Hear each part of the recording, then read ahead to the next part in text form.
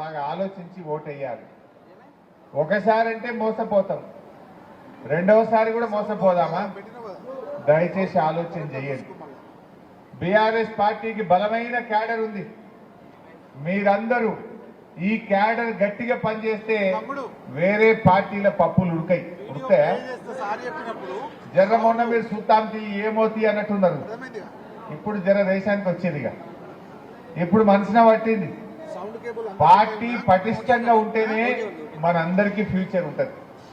రేపు local body ఎన్నికల్లో కూడా మీరందరూ ఎంపీటీసీలు సర్పంచ్లు గెలవాలంటే ఎంపీగా మన వెంకట్రామరెడ్డి గారు గెలవాల్సినటువంటి అవసరం ఉంది. ఎలకదొచ్చిందని ఇల్లు తగబెట్టుకుంటామే, ఇది ఇంటి సమస్య. ఏదైనా చిన్న చిన్న సమస్య ఉంటే పరిష్కారం చేసుకోవాలి, అందరం కలిసి గట్టిగా ముందుకు పోవాలి. మరి ఈరోజు బీజేపీ వాడు బయలుదేరిండు, కాంగ్రెస్ వాడు బయలుదేరిండు. ఏం చేసినామని ఓటు అడగాలి? మా అక్క చెల్లెలకు తెలుసు, మా రైతన్నలకు తెలుసు. కాంగ్రెస్ వాడు వాళ్ళని నమ్ముతలేరు జనమని ఎన్ని డ్రామాలు ఆడిండ్రే. బాండ్ పేపర్ మీద రాసిచ్చారు కొడుకులు, రాసియలే. నోటరీ డాక్యుమెంట్ తెచ్చి పంచారు. బాండ్ పేపర్ మీద ఎందుకు రాసుకుంటామే? మనం ఏదైనా భూమికి భయాన్ని ఇచ్చినాం అనుకో, ఇయో 5 లక్షలకు ఎకరం కొట్టమన్నాం, 50,000 భయాన్ని ఇచ్చినాం, 3 నెలలు రిజిస్ట్రేషన్ చేసుకుంటామని బాండ్ పేపర్ మీద రాసుకుంటాం. బాండ్ పేపర్ అంటే నమ్మకం. బాండ్ పేపర్ మీద రాస్తే కోర్టుకు పోయినా చెల్తుంది, పోలీస్ స్టేషన్కి పోయినా చెల్తుంది. కులంలో పెద్ద మనుషులలో కూర్చున్నా బాండ్ పేపర్ మీద సంతకం పెట్టామని గట్టిగా పని చేయిస్తారని బాండ్ పేపర్ మీద రాసుకుంటాం. ఈ కాంగ్రెస్ వాళ్ళ మేనిఫెస్టో ఎవరు నమ్మేటట్లేడని ఈ కొడుకులు బాండ్ పేపర్ మీద రాసిచ్చారు, నోటరీ డాక్యుమెంట్ ఇచ్చారు.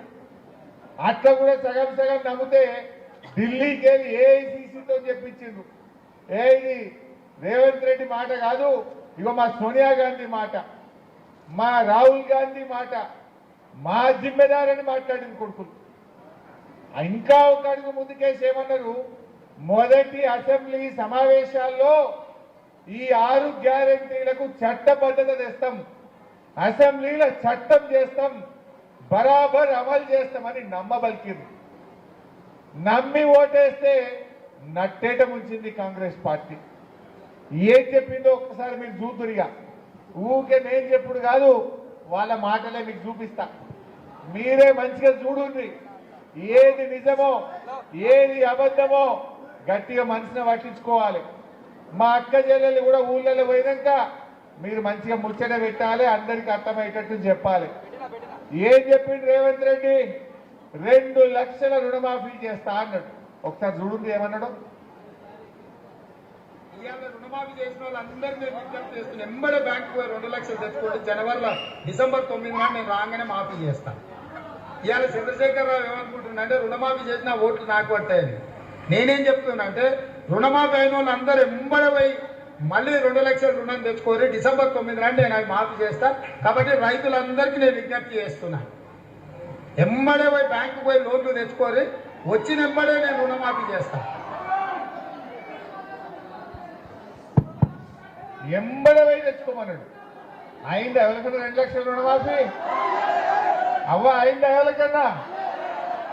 మొన్న మన రేగోడు మండలంలో బ్యాంక్ వాళ్ళు వచ్చి రైతులకు నోటీసులు ఇచ్చింది. మన రేగోడు మండలంలోనే ఏమయ్యారు, అప్పు కట్టలు, నీ దర్వాజాలు వీక్కపోతాం, నిన్ను కోర్టుకు గుంజుతాం, నువ్వు బ్యాంకులో పైసలు కట్టు అన్నాడు. పాపం ఆ రైతు ఏమన్నాడంటే, రేవంత్ రెడ్డి 2 లక్షలు మాఫీ చేస్తానని నువ్వెవరిని అడిగి నీకు అన్నాడు. రేవంత్ రెడ్డి నరేంద్ర మోడీ మై నై జాంతావు, నువ్వు అప్పు కట్టుడే అని వాడు బ్యాంక్ కూడా అన్నాడు. నువ్వు ఏదైనా ఉంటే రాజకీయాలు మాట్లాడుకోను, రేవంత్ రెడ్డి మాకు పైసలు కట్టలే, నువ్వు కడతావా కట్టవా నీ సంగతి ఏంది, నిన్ను కోర్టుకు గుంజుతా అని బ్యాంక్ కూడా వచ్చి రైతుల మీద ఊర్ల మీద పడతా ఉన్నది. ఇవాళ అంటే డిసెంబర్ 9 నాడే చేస్తా అన్నాడు. జనవరి వాయ్, ఫిబ్రవరి వాయ్, మార్చి వాయ్, ఏప్రిల్ కూడా వచ్చే. మరి ఇప్పుడు 100 రోజులు దాటినా మరి రుణమాఫీ చేయని కాంగ్రెస్ కు బుద్ధి చెప్పాలనా వద్దా?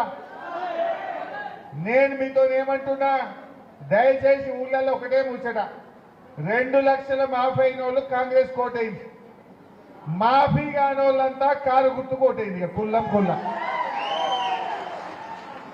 నెక్స్ట్ ఇక 500 వడ్లు వస్తున్నాయి కదా ఇప్పుడు. ఇక నిన్ననే కోతలు స్టార్ట్ అయినాయి. నిన్న మొన్న వడ్ల కోతలు స్టార్ట్ అయినాయి. ఈ కోతల రాయుడు వడ్ల గురించి ఏం చెప్పిండో జర చూడు.